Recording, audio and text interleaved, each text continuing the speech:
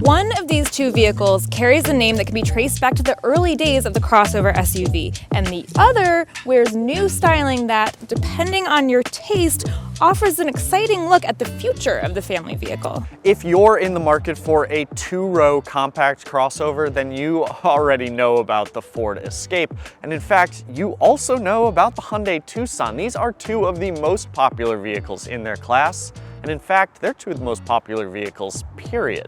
We're going to get into the details as we compare the Hyundai Tucson to the Ford Escape. Once you've decided what's right for you, head over to CarGurus.com to search for a great deal in your area. In the meantime, please subscribe to this channel and buckle up. Natalie, the Hyundai Tucson looks, well, you're gonna know it when you see it. True, it is very distinctive looking. Hyundai last redesigned the Tucson for 2022, and it went from being sort of inoffensive and maybe even a little bit bland to, what's the opposite of bland, Matt? Spicy or tangy, zesty. Zesty. I like zesty. I will take that. There's an awful lot going on with this grille. Maybe a little bit too much depending on your taste. And for me, I think that these hard creases along the side give it kind of a choppy look. Now this is the Tucson Limited, so it's the top trim.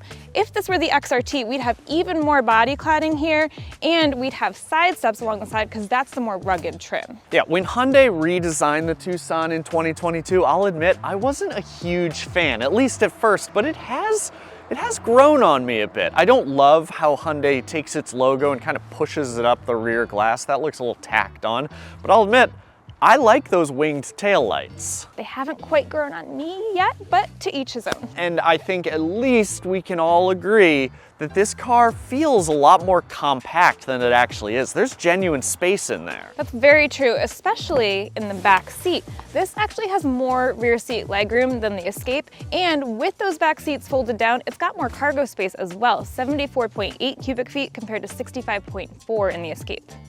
That really is a big difference. Now for 2023, Ford tried to add a little strength to the look of the Escape, and compared to the Tucson though, I mean, it's still pretty conservative. We do have this new grille. It's a little more tough traditional, a little less smiling goldfish.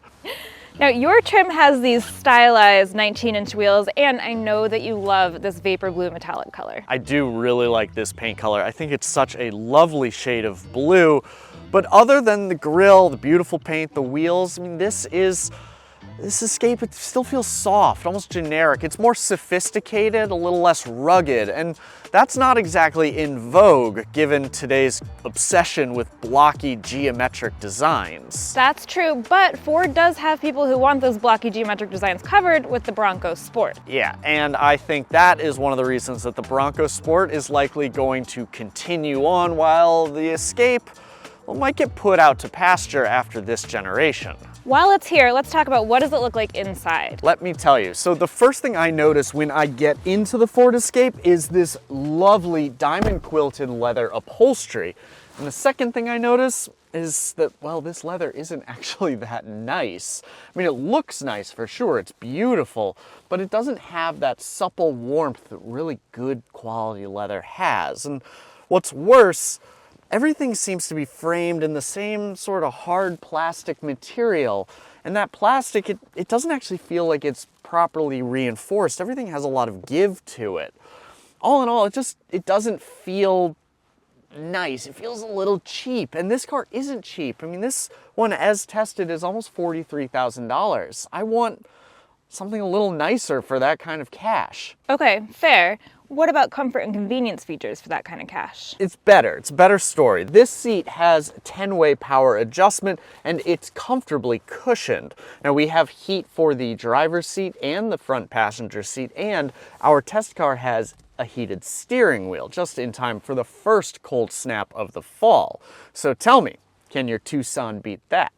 Oh yeah, it can beat that. The Tucson has heated front seats on all but the base trim, and this top limited trim, this has the heated steering wheel just like the Escape, but we've also got heated and ventilated front seats and heated rear seats. Now granted, this leather upholstery is not diamond quilted, but it is really comfortable, and in this top trim, I have a panoramic moonroof. And if I wanted to get a panoramic moonroof in the Escape, I'd have to pay an extra $1,595. So let's call it a draw on exterior design, but I think the Tucson is the clear winner for interior. I can agree with that. But you don't exactly buy a car just to sit around in it, do you? No, you do not. And in fact, I think often the buyer is also the driver. So let's see how they drive.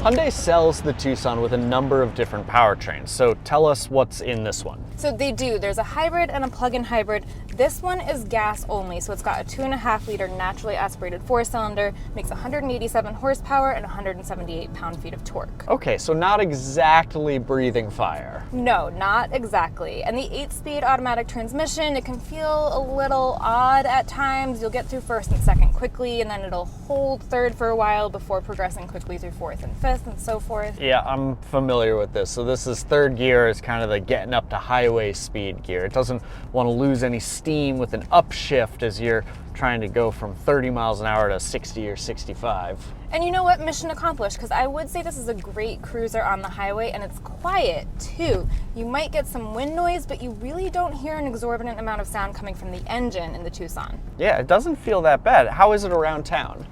There are some sort of irritating elements around town, like the shifting could be smoother, the brakes could definitely stand to be a little bit more even feeling, and probably most importantly, the steering's really light, which just doesn't feel super well balanced with the other inputs in the vehicle. So that's not my favorite thing about it. Okay, and because this is a crossover, a lot of people in the market are probably thinking all-wheel drive.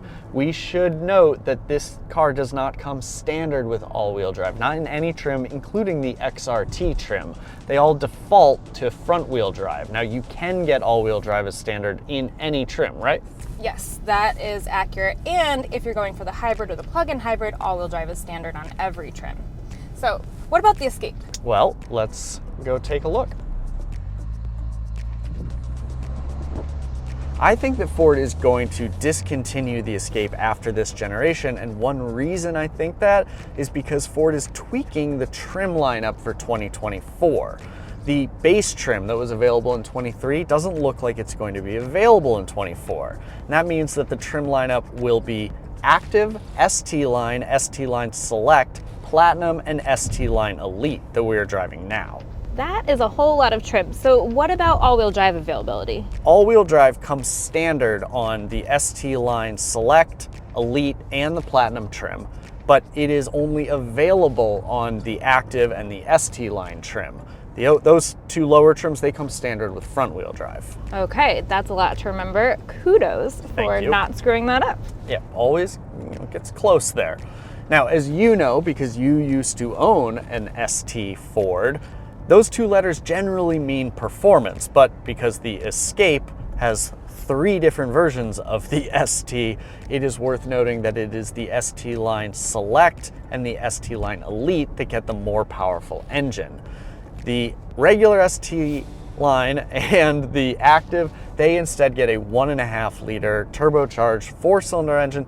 It makes 180 horsepower, 199 pound-feet of torque. Okay, and then those other STs and the Platinum, those get the 2-liter turbocharged 4-cylinder that makes 250 horsepower and 280 pound-feet of torque. That's what we have here, and that's a big difference, right? It is, although I wouldn't say that the ST-Line Elite that we're driving now really feels like a performance crossover. I mean, it's a little too soft, a little too compliant.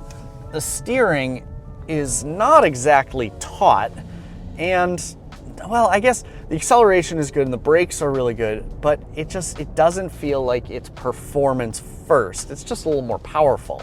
So what do you think? Should shoppers pony up for that 2-liter, or is the base engine going to be good enough in the Escape?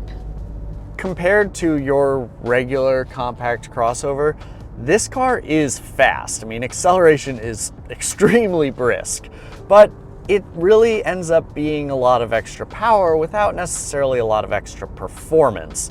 And so given that, and given the competition, I think I would go with the 1.5 liter. Save a little money, definitely save a little gas money, and at the end of the day, it's not gonna feel that much slower than any of its competitors.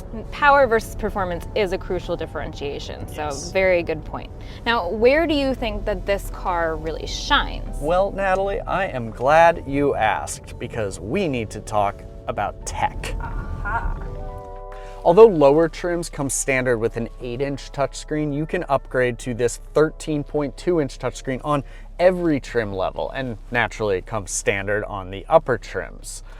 I'm super impressed with it, and honestly, I think that this Escape running Sync 4, it is an example of Ford technologically hitting its stride. It does look great. So how has it been for usability? It's easy to use. Admittedly, sometimes it can seem a little slow to respond, but things like voice recognition software, that works great. And the functions on the screen, they're really well laid out. I like that there's a dedicated home button. You have an easy path to Android Auto. You can get your music easily. The maps look so good. I initially thought that it was Google Maps. Ooh, high praise. So that sounds pretty darn good. I have to say too, I like that there's room for your phone here, and on this top trim, that is a wireless charging pad. Yes. Now, you've lived with this for a week. How annoying has it been that the climate controls are on the screen? Yeah, so I mean, they are permanently there, they're static, but I would prefer if climate controls were physical buttons. I just always prefer they be physical buttons. And there are some other kind of weird quirks to this car. So for instance, if you've owned a Ford, you might be familiar with this.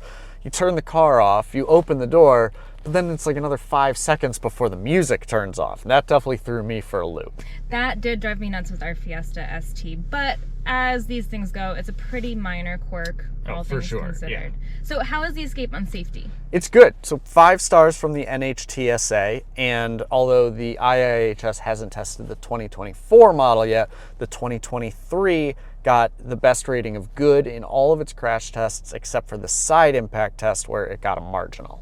Okay, and this does have Ford Copilot Assist 360 2.0, Yes. right? So that means that it has adaptive cruise control, lane centering, roadside recognition. Yeah, it's got all of the standard, high-tech advanced driver assistance systems that we've come to expect in a top-tier suite of those features.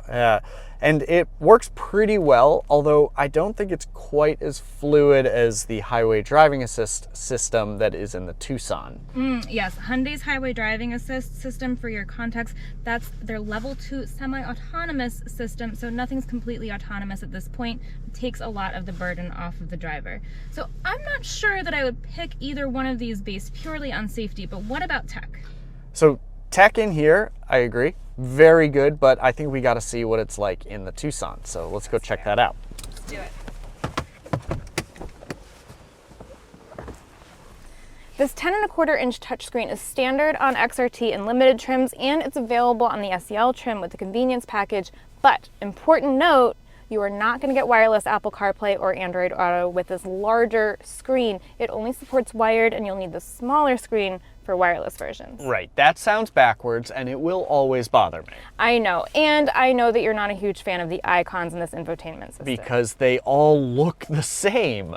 They are all the same color. They're small because there are a lot of them, and that's because the Tucson has so many features. It's got navigation, satellite radio, Bose premium audio system.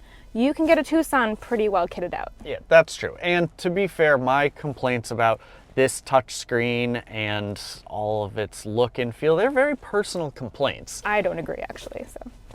At the end of the day, neither of these vehicles are lacking in the technology department, and which one you prefer, well, it's probably going to come down to how you interact with it. Exactly.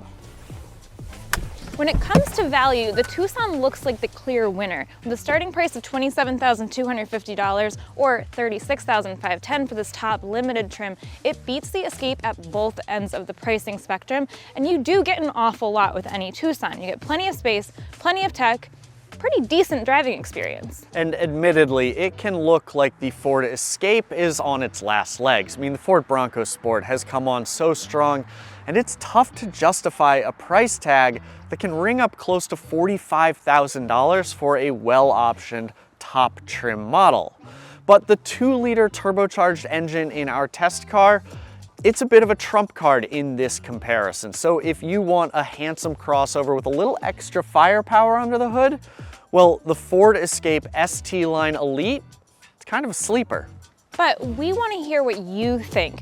Is there a clear favorite between the Hyundai Tucson and the Ford Escape, or are these two fighters pretty evenly matched? Let us know in the comments section below, and don't forget that you can shop for both of these vehicles on CarGurus.com. Please subscribe before you head over there to check it out though, and check back soon because we will be driving something else next week.